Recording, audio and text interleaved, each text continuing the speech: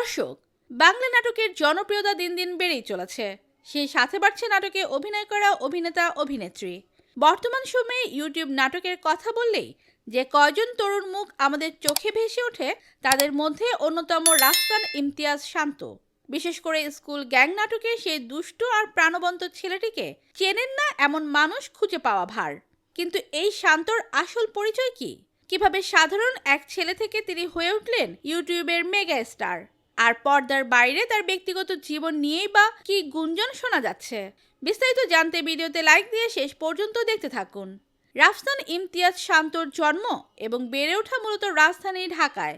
তিনি এক সম্ভ্রান্ত মধ্যবিত্ত পরিবারে জন্মগ্রহণ করেন। ছোটবেলা থেকেই তার ঝোঁক ছিল অভিনয়ের প্রতি। পড়াশোনার পাশাপাশি তিনি সবসময় চাইতেন ক্যামেরার সামনে নিজেকে প্রকাশ করতে। শান্তর বিশেষত্ব হলো তার ন্যাচারাল অ্যাক্টিং বা সাবলীল অভিনয়। তিনি যখন স্ক্রিনে কথা বলেন তখন মনেই হয় না তিনি অভিনয় করছেন, বরং মনে হয় যেন পাশের বাড়ির কোনো এক পরিচিত দুরন্ত ছেলে। শান্তর জনপ্রিয়তার টার্নিং পয়েন্ট ছিল স্কুল গ্যাং সিরিজ। এই নাটকে তার স্কুল পড়ুয়া ছাত্রের চরিত্রটি মানুষের মনে গেঁথে যায়।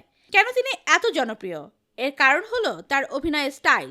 তিনি বর্তমান প্রজন্মের কিশোরদের ইমোশন, স্কুল জীবনের খুনসুটি আর দুষ্টুমিগুলো দারুণভাবে ফুটিয়ে তোলেন। পিকপকেট, ব্যাচেলার ট্রিপ বা স্কুল গ্যাংয়ের মতো প্রতিটি নাটকে তার প্রেজেন্স দর্শকদের হাসায় এবং কাঁদায়। বর্তমানে ফেসবুক এবং ইউটিউবে তার মিলিয়ন মিলিয়ন ভিউই বলে দেয় তিনি এই সময়ের একজন সত্যিকারের সেন্সেশন। সেলিব্রিটিদের নিয়ে ভক্তদের সবচেয়ে বড় কৌতূহল থাকে তাদের প্রেম নিয়ে। শান্তর ক্ষেত্রেও এর ব্যতিক্রম নয়। পর্দার বাইরে শান্ত কার সাথে প্রেম চলছে?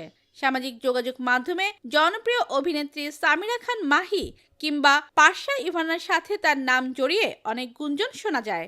বিশেষ করে সহ অভিনেত্রীদের সাথে তার দারুণ কেমিস্ট্রি দেখে অনেকেই মনে করেন বাস্তবেও হয়তো কারোর সাথে সম্পর্কে আছেন তিনি।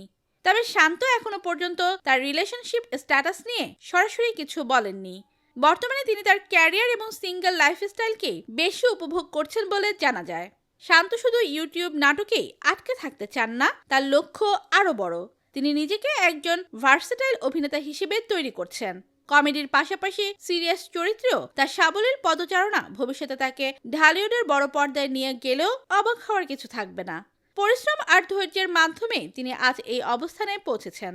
রাফসান ইমতিয়াজ শান্তর কোন নাটকটি আপনার সবচেয়ে প্রিয়?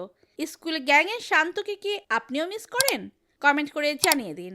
ধন্যবাদ।